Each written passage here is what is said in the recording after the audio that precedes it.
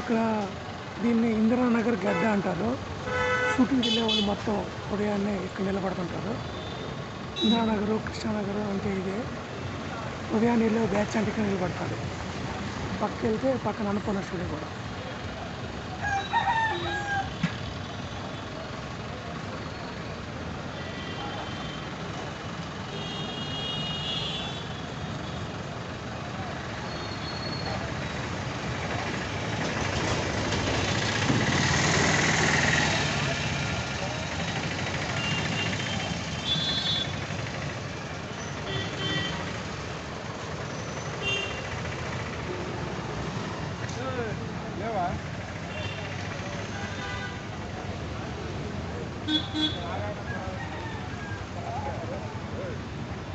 బాబు ఇప్పుడు నాకు కూడా